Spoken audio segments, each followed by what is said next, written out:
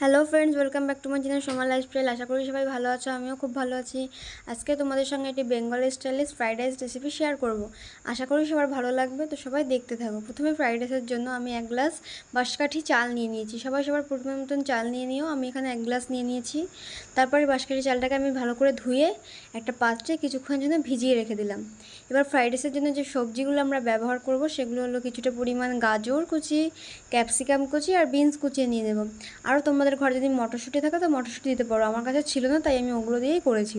আর নিয়ে নেবো কিছুটা পরিমাণ তেজপাতা, লবঙ্গ, এলাচ, দারচিনি।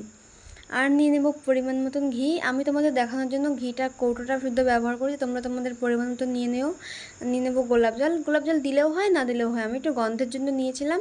আর নিয়ে নেবো কিছুটা পরিমাণ চিনি, সামান্য পরিমাণ চিনি দিলে হয় একটু মিষ্টি মিষ্টি ভাব লাগে, খেতে খুব সুন্দর লাগে।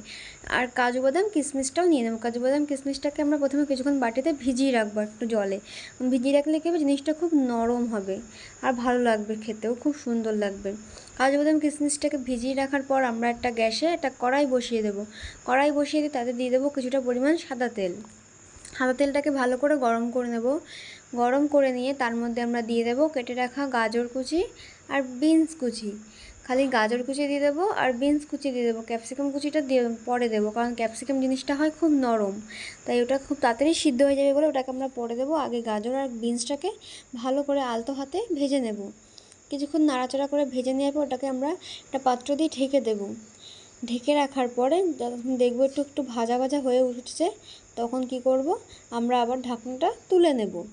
তাতে কী হবে, জিনিসটা একটু সিদ্ধ হয়ে যাবে। তাই হালকা একটু সিদ্ধ হয়ে যাওয়ার পর ঢাকনাটা আমরা তুলে নেব। তুলে নেওয়ার পরে কী করব, তার মধ্যে আমরা কেটে রাখা সেই ক্যাপসিকাম কুচিটা একটু নাড়িয়ে নেব। প্রথমে নাড়িয়ে নিয়ে তার মধ্যে সেই কেটে রাখা ক্যাপসিকাম কুচিটা অ্যাড করব। ক্যাপসিকাম কুচিটা অ্যাড করার পর আবার ভালোভাবে একটু নাড়িয়ে নেব খুব সুন্দর করে, যাতে কী হয়, তিনটে মিশ্রণ একসাথে হয়ে যায়।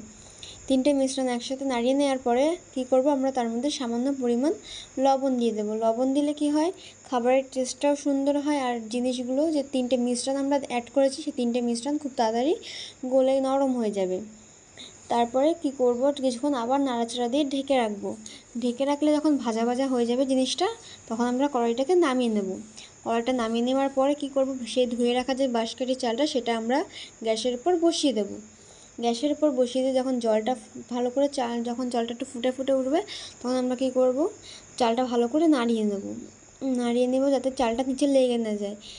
এরপরে আমরা কী করব, জলটা আর একটু সময় রেখে দেবো ভালো করে ফুটে নেওয়ার জন্য। তারপরে তার মধ্যে আমরা অ্যাড করে নেব সেই তেজপাতা, লবঙ্গ, এলাচ, দারচিনি।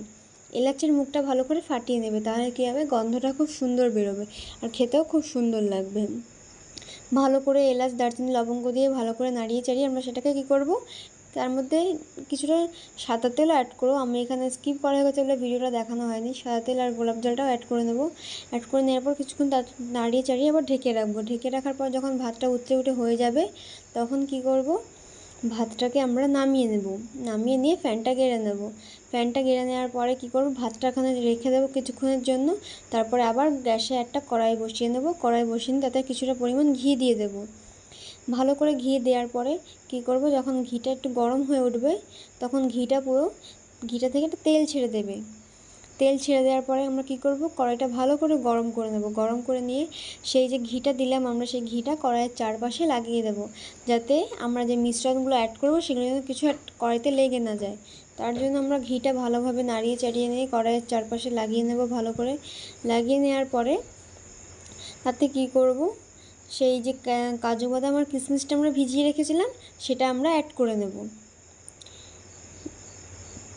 ভালো করে ঘিটা চারপাশে কড়াইয়ে লাগিয়ে নিয়ে সে ভিজিয়ে রাখা কাজু বাদাম আর কিশমিশটা কড়াইতে দিয়ে ভালো করে নাড়িয়ে নেব। কাজু বাদাম আর কিশমিশটা ভেজে নিলে কি হবে, কাজু বাদামটা আর কিশমিশটা আমরা যখন ভিজিয়ে রেখেছিলাম তখন ওটার মধ্যে জল ঢুকে জিনিসটা নরম হয়ে ফুলে গেছিলো। তাই আমরা কি করব, কড়াইতে ভালো করে ঘি ভেজে নিলে কি হবে, খেতেও টেস্ট লাগবে, আর জিনিসটার মধ্যে যখন ঘিটা ঢুকবে তখন দেখতেও সুন্দর লাগবে। যেহেতু কাজু বাদামটা নরম হয়ে গেছিলো জলে ভিজিয়ে রাখার পর, তাই ঘিয়ে ভেজে নিলে একটু কী হবে, আলতো আছে তো কাজু বাদামটা একটু টাইট হবে। তো ভালো করে ভেজে নেব কাজু বাদাম আর কিশমিশটা। আলতো হাতে ভেজে নেওয়ার পরে তা ভেজে রাখা সেই ক্যাপসিকাম, গাজর, বিনস কুচিটা আমরা এর মধ্যে অ্যাড করে নেব। অ্যাড করে নিয়ে ভালো করে সব কিছু আবার পরিমাণ মতো নাড়িয়ে নেব আলতো হাতে। নাড়িয়ে নেওয়ার পর যখন ভাজা ভাজা হয়ে যাবে তখন তার মধ্যে আমরা সামান্য পরিমাণ চিনি অ্যাড করব। চিনি অ্যাড করলে কী হবে, জিনিসটা খেতে একটু মিষ্টি মিষ্টি লাগবে হালকা একটু, আর খেতেও খুব ভালো লাগবে। মিশিয়ে নেওয়ার পরে কী করব, ভালো করে সব কিছু আমরা একসঙ্গে আবার মিশিয়ে নেব। নাড়াচাড়া করে মিশিয়ে নেওয়ার পরে তার মধ্যে আমরা সেই যে ভাতটা আমরা রেখে দিয়েছিলাম, ঝুড়ো ভাতটা আমরা এর মধ্যে হালকা করে মিশিয়ে নেব। অল্প অল্প করে ভাত দেব আর আরেকবার করে নাড়িয়ে নিয়ে ভালো করে মিশিয়ে নেব ভাতটা।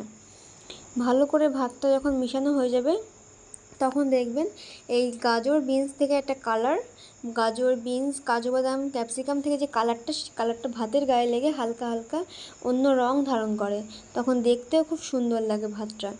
আর ভাতটা দেখেছেন কতটা ঝুড়ো ঝুড়ো হয়ে আছে। আপনারাও এরকমভাবে সেম পদ্ধতিতে করবেন, তাহলে দেখবেন আপনাদের ভাতটাও পুরো ঝুড়ো ঝুড়ো থাকবে। দেখুন ভাতটা আমি ভালো করে নাড়িয়ে নিচ্ছি, নাড়িয়ে নেওয়ার পরে অল্প অল্প করে ভাত দিচ্ছি আর সবজির সঙ্গে ভালো করে মিশিয়ে আমরা এটাকে নাড়িয়ে নিচ্ছি। তো নাড়িয়ে নেওয়ার পরে দেখুন কী সুন্দর সবজির রঙটা ভাতের সঙ্গে মিশে গেছে। এতে কী হয়, খেতেও খুব টেস্ট লাগে। তো বন্ধুরা, যদি ভিডিওটি ভালো লেগে থাকে তো চ্যানেলটিকে সাবস্ক্রাইব করে একটা লাইক করে দিও, একটু কমেন্ট করে দিও। আজকের ভিডিওটা এই পর্যন্ত স্টপ করছি। দেখা হচ্ছে পরবর্তী ভিডিওতে। ততক্ষণ সবাই সঙ্গে থাকো, সাথে থাকো, ভালো থাকো। আর যদি ভিডিওটা ভালো লেগে থাকে তো চ্যানেলটিকে সাবস্ক্রাইব করে কমেন্টে বলে দিও কেমন লাগছে খেতে। তো দেখা হচ্ছে নেক্সট ভিডিওটা, ততক্ষণ সবাই ভালো থেকো।